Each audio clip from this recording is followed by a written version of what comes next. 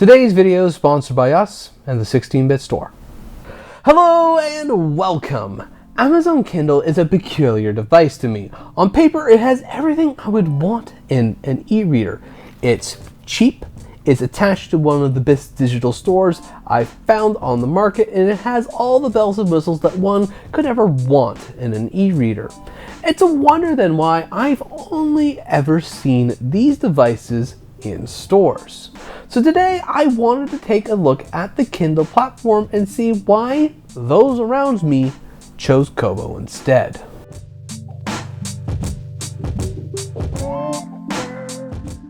The Kindle comes in many flavors, from the traditional 6-inch box to the similar looking size up and even a 10-inch notepad with a pen accessory. I actually do prefer my e-readers on a smaller side, so I've only ever owned the 6-inch and the Paperwhite. But in terms of their hardware, they're really no different from any other budget e-reader that I've used. If you look at their specs, the 6-inch Kindle is pretty much the same device as the latest Kobo, and you do feel that in the software. Sure, from time to time, my Kobo or my Kindle will be faster at one task or another, but this isn't like Kindles and Kobos of yesteryear, where one was clearly better than the other. However, while I'm not the biggest fan of Kindle's interface, I do prefer it as a day-to-day device over the Kobo.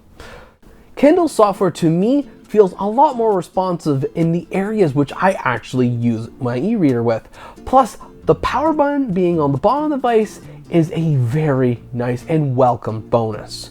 But while I like using my Kindle, I found getting my library of books ready to read on it a bit of a chore.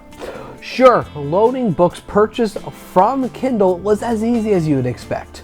But with my library of mostly DRM-free EPUBs, I needed to spend a lot more time than I'd like converting them to Amazon's own proprietary book formats.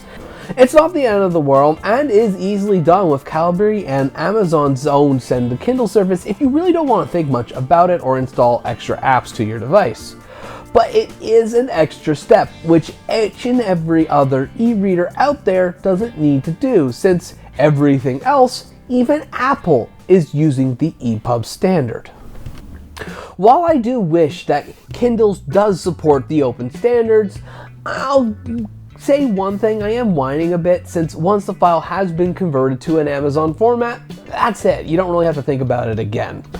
And unlike Kobo, you can actually use a Kindle without signing into an account with it, though Amazon does try to do that by default.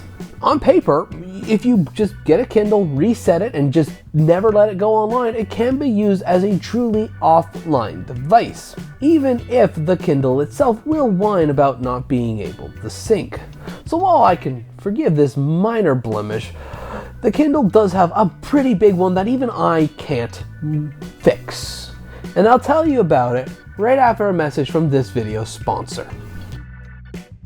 I love our Glow e-reader cases, and I feel they are better than ever now with our new V2 designs. With the new interchangeable sleeve cover and now easy access to the inside of the front materials, our new V2 Glow e-reader case is that perfect e-reader case for those who want to add a bit of a personal touch to their devices, or for those who want to keep using it for years to come. If you are interested, please check them out at 16bitstore.com today, or from the links in this video's description. Well, I can figure out ways around Amazon's silly proprietary book formatting. What I can't seem to bypass is Amazon's bizarre region lock functionality. From overdrive to audiobooks, doesn't matter if your region has access to either of these services independently, since your Kindle will only permit you access to these features if your Amazon account is set up in the right region. I, unfortunately, have a Canadian Amazon account, and in the land to the north of the free, Amazon decrees that we get nothing but books. Sure, I can subscribe and listen to Audible audiobooks on my computer and listen to them on my phone, but try to sign in on a Kindle and the functionality just isn't there, in spite of the hardware being present. And this is why I think the Kindle is a peculiar device. On the one hand, it's a bizarrely locked down device with silly proprietary formatting and many of its box features considered expendable depending on the region. Yet on the other hand, the Kindle is the single best e-reader on the budget market. So much so that for me, even when it loses some functionality, I still consider it to be better than a Kobo, which is why I personally consider it a very hard device to recommend.